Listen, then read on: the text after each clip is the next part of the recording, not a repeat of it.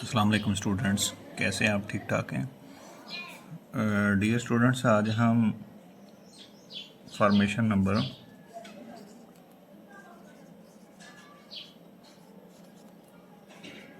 Third पढ़ेंगे। Formation number third क्या है?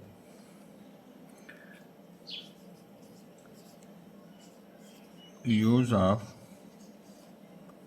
इज, आर,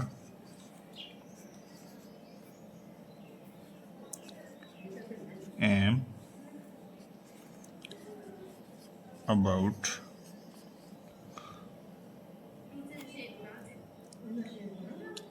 तो ये कंस्ट्रक्शन है, ये फॉर्मेशन है। तो ये जो फॉर्मेशन है ये कहाँ पे यूज़ की जाती है? ये फॉर्मेशन उस वक्त यूज़ की जाती है कि कोई ऐसा काम, कोई ऐसा इवेंट जो नियर फ्यूचर में और प्रेजेंट इरा के अंदर, मौजूदा ज़माने के अंदर बहुत ही जल्द ये काम होने को है, और ये मौजूदा ज़माने में थोड़ी देर में ये इस काम के होने की मतवक्को है। तो इसलिए ये कंस्ट्रक्शन जो है वो यूज़ करते हैं। अगर हम जस्ट का वर्ड यूज़ करें, इज, आर, एम, इसके साथ अगर हम जस्ट का वर्ड यूज़ करें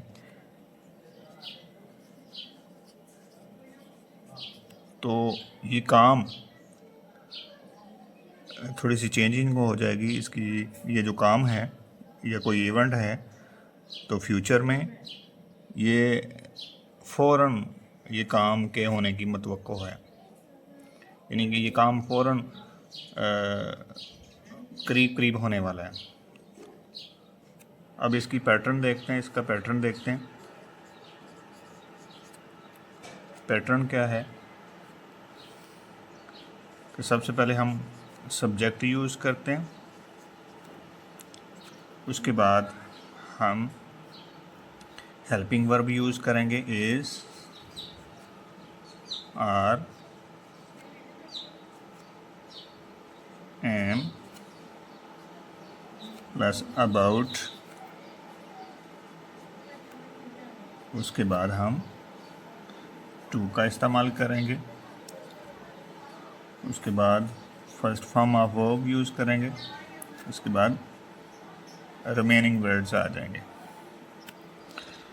आपको पता है कि इज़ किसके साथ आता है, आर किसके साथ आता है, एम किसके साथ आता है। तो इससे पहले हम दूसरा स्ट्रक्चर भी देख लेते हैं। सब्जेक्ट, उसके बाद हम हेल्पिंग वर्ब यूज़ करेंगे, इज़ का इस्तेमाल करेंगे, आर यूज़ इस्तेमाल कर सकते हैं, एम यूज़ कर सकते हैं। इसके बाद हम फ़ौरन जस्ट का वर्ड यूज़ करेंगे। बाकी सेम फार्मूला वही ऊपर वाला ही होगा। जस्ट अबाउट, उसके बाद टू का इस्तेमाल होगा। उसके बाद फर्स्ट फॉर्म यूज़ करेंगे। उसके बाद हम हेल्पिंग वर्ब यूज़ करेंगे, रिमेनिंग वर्ड्स यूज़ करेंगे। तो ये दो कंस्ट्रक्शन हैं। अब इसको इंडिविजुअली देखते हैं कि इस किसके साथ आएगा, आर किसके साथ आता है, एम किसके साथ आता है। ये दो जनरल फार्मूले हैं। अब अब देखते हैं कि अगर सब्जेक्ट सिंगुलर नाउन है,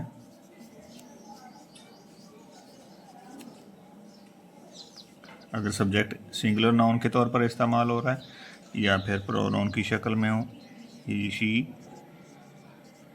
और अगर इट है तो उसके साथ हम हेल्पिंग वर्ब यूज़ करेंगे, इज। उसके बाद हम अबाउट का इस्तेमाल करेंगे। उसके बाद टू का इस्तेमाल करेंगे। उसके बाद first form of verb use करेंगे और उसके बाद रिमेनिंग वर्ड्स आ जाएंगे। अगर सब्जेक्ट प्लूरल नाउन है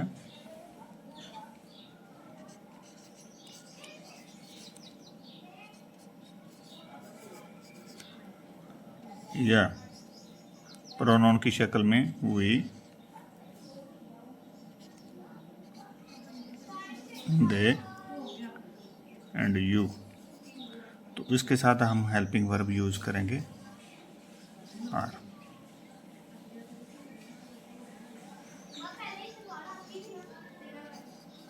उसके बाद अबाउट आ जाएगा,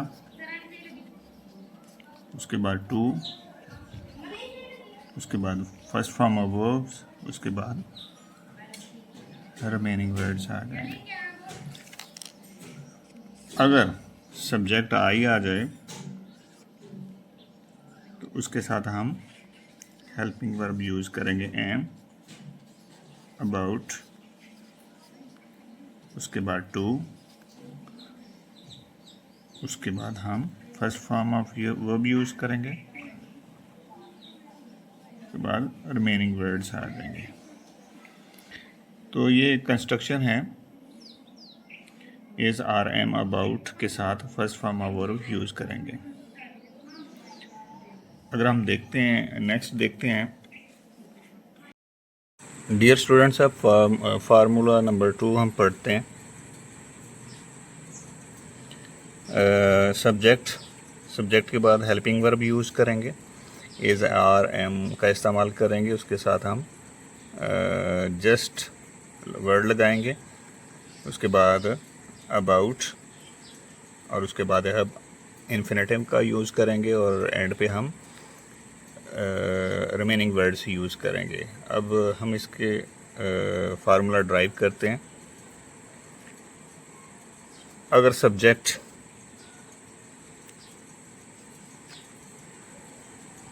सिंगुलर नाउन है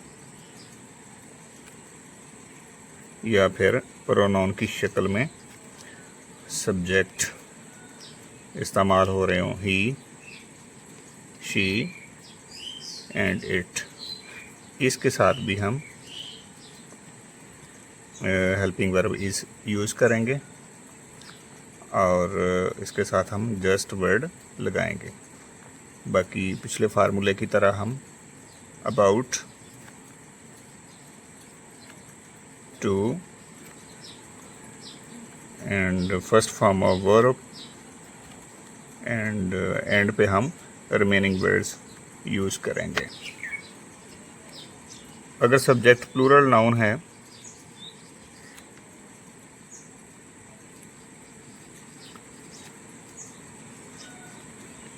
प्लूरल नाउन्स यूज़ हो रहे हैं या फिर प्रोनाउन की शक्ल में we, they and you as a subject use हो रहे हों, तो उसके साथ हम हेल्पिंग वर्ब आर यूज़ करेंगे। उसके साथ हम सेम वही फार्मूला है, जस्ट, अबाउट, उसके बाद to, first form of verb, और एंड पे हम रिमेनिंग वर्ड्स यूज़ करेंगे। अब तीसरा जो फार्मूला है वो ये है कि आई के साथ हम हमेशा एम यूज़ करते हैं।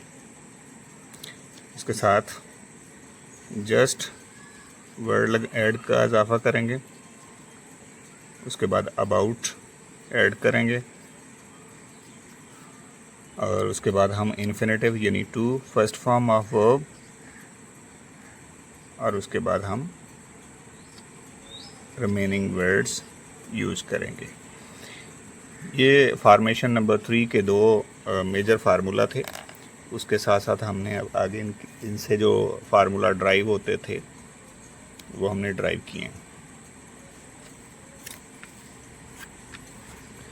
अब इसकी प्रैक्टिस करते हैं, एग्जांपल्स देखते हैं। इसकी जो फर्स्ट फार्मूला है उसकी एग्जांपल देखते हैं।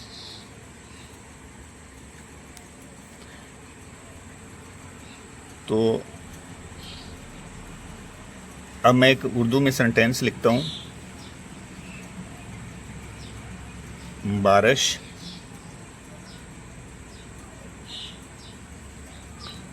होने को है,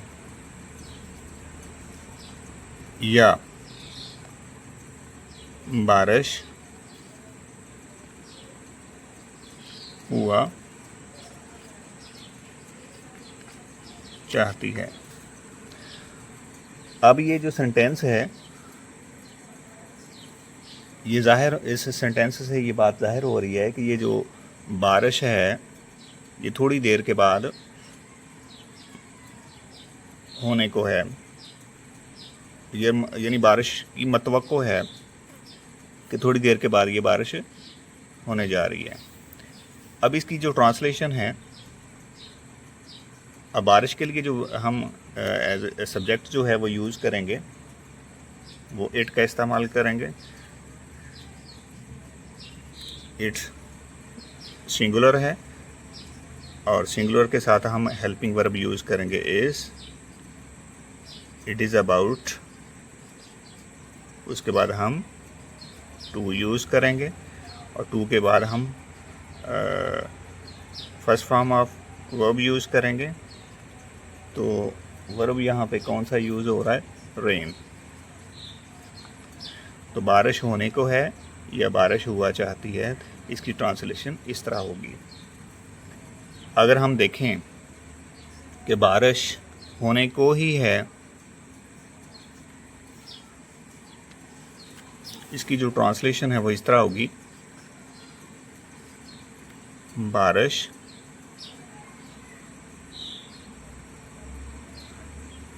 होने को ही है। यानी ये बारिश जो है वो बहुत जल्द इसके बरसने की मतवक्को है, यानी थोड़ी देर बाद या थोड़ी देर में ही बारिश हो जाएगी। तो इसके लिए हम जो सेम फार्मूला वही है, लेकिन हम इसके अंदर एक वर्ड का इजाफा करेंगे। इट इज़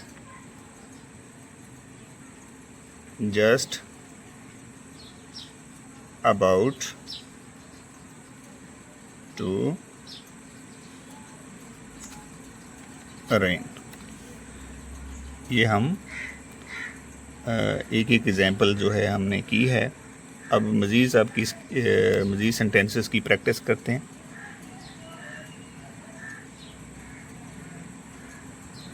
सूरज तलू होने को है, सूरज तलू होने को है। अब यहाँ पे जो सब्जेक्ट है वो सन है। The sun is about to, तलू होने की इंग्लिश है राइस। और अगर हम इसको जस्ट वर्ड के साथ बनाना चाहें तो इसकी जो ट्रांसलेशन होगी, अगर हम इसको उर्दू में देखें तो सूरज तलू होने को ही है, सूरज तलू होने को ही है, या सूरज तलू हुआ चाहता है। तो इसमें सिर्फ एक वर्ड का इजाफा करेंगे, तो ये है the sun is just about to rise. आगे मज़ीद देखते हैं। आंधी चलने वाली है,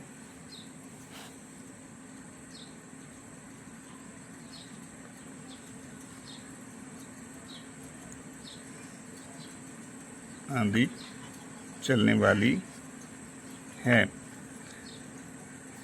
अब इसकी ट्रांसलेशन इस तरह होगी, द विंड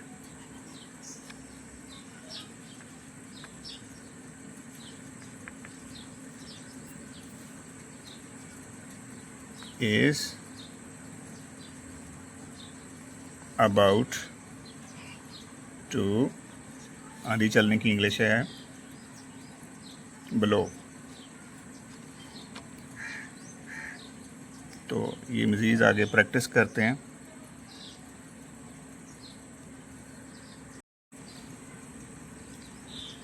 पाकिस्तान,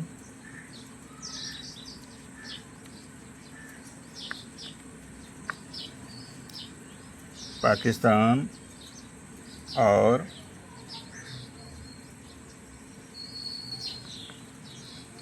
हिंदुस्तान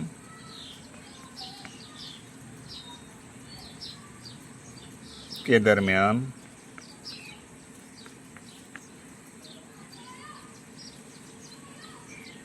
जंग छिड़ने वाली है। अब इसमें जो सब्जेक्ट है वो यहाँ पे जंग का जिक्र है, द वार या फिर अ वार इज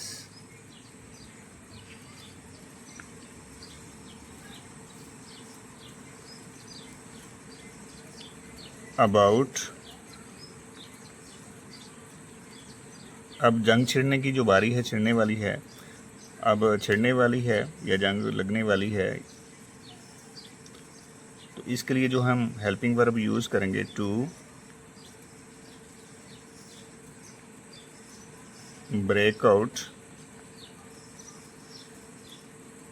बिटवीन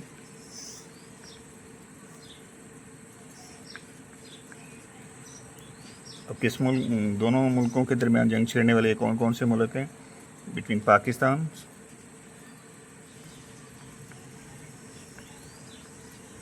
एंड, अब पाकिस्तान और हिंदुस्तान जो हैं वो प्रॉपर नाउन है,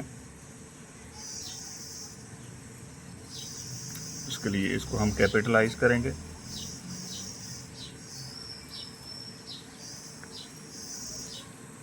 हिंदुस्तान यानी पाकिस्तान और हिंदुस्तान के दरमियान जंग छिड़ने वाली है, इसकी ट्रांसलेशन इस तरह होगी, a war is about to break out between Pakistan and Hindustan. अब इसको मज़ीद दूसरे सेंटेंस में चेंज करते हैं कि पाकिस्तान और हिंदुस्तान के दरमियान जंग छिड़ने वाली ही है। तो इसको हम इस तरह ट्रांसलेट करेंगे कि पाकिस्तान और हिंदुस्तान के माबैन के दरमियान जंग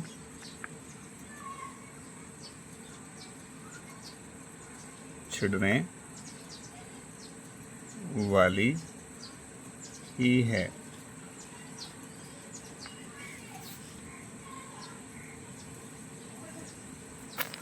अब इसकी ट्रांसलेशन इस तरह होगी कि हमने सिर्फ जस्ट वर्ड का ऐड करना है, वार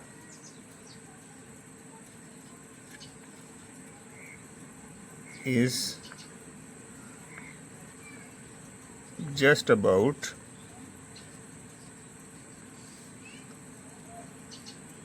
टू, यहाँ पे हम वर्ड ब्रेक आउट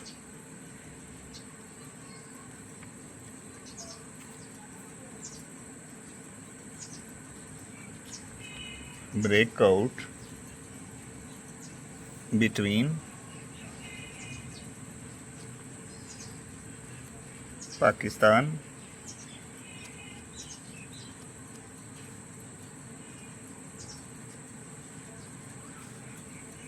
एंड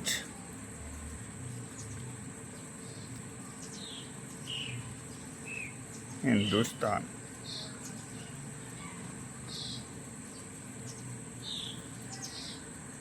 अब मज़ीद एक दो सेंटेंस की प्रैक्टिस करते हैं। हवाई जहाज़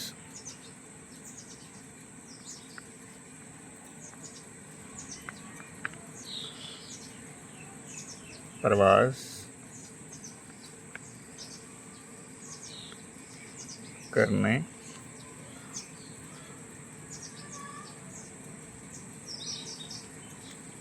वाला है। द एरोप्लेन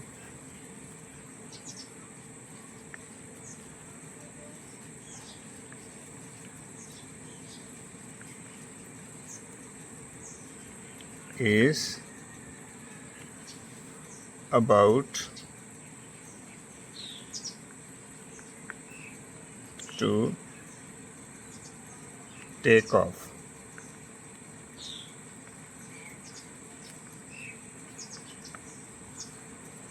अगर हम इस जस्ट वर्ड लगा के हवाई जहाज़ परवाज़ करने वाला ही है तो इसको हम इस तरह ट्रांसलेट करेंगे।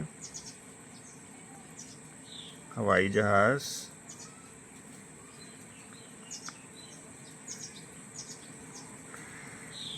प्रवास करने वाला ही है, तो इसमें हम जस्ट वर्ड को ऐड करेंगे।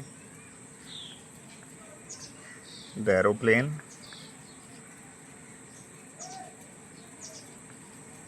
is just about to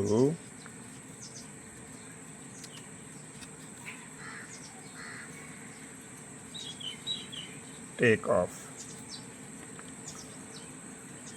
मज़ीद सेंटेंस देखते हैं। ज़ख्मी फौजी सिपाही मरने वाले हैं। ज़ख्मी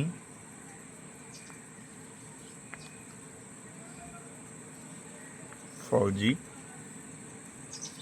सिपाही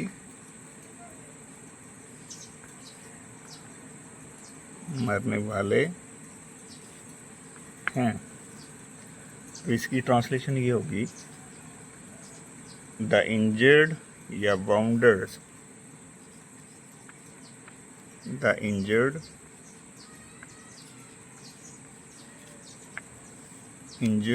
सोल्जर लिख सकते हैं या वाउंडर्ड सोल्जर का वर्ड यूज़ करेंगे। Soldiers are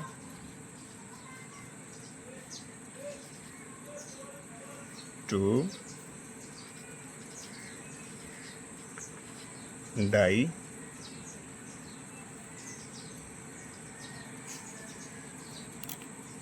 about to die।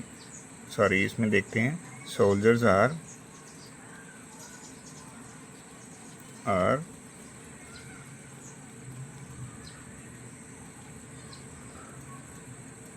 about to die।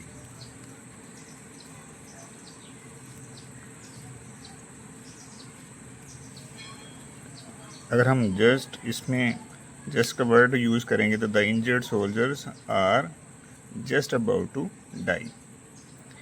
तो ये डियर स्टूडेंट्स प्रैक्टिस थी। अभी इस फार्मेशन को फॉलो करके आप अपनी ट्रांसलेशन के अंदर जो रूल्स हैं उनको फॉलो करके अपनी इंग्लिश को बेहतर बना सकते हैं। तो ये इजी वे था जो मेरे पास था, जो मैंने आपको डिलीवर किया। उम्मीद करता हूँ कि ये आपके लिए बहुत आसानी पैदा करेगा। ये स्ट्रक्चर, ये फार्मेशन, इसको फॉलो करें और घर बैठ के इसकी प्रैक्टिस भी करें। ये आपके लिए आपकी इंग्लिश को इम्प्रूव करने में ये बहुत ही हेल्पफुल साबित होगा। तो उम्मीद करता हूँ कि आप इसकी प्रैक्टिस भी करेंगे और ये वीडियो जो है आपको अच्छी लगी होगी। इसको आप सब्सक्राइब भी कर दीजिएगा, बेल आइकन को भी प्रेस कर दीजिएगा। तो नेक्स्ट जो फार्मेशन नंबर 4 है वो इंशाल्लाह नेक्स्ट वीडियो में हम इसके बारे में डिस्कस करेंगे।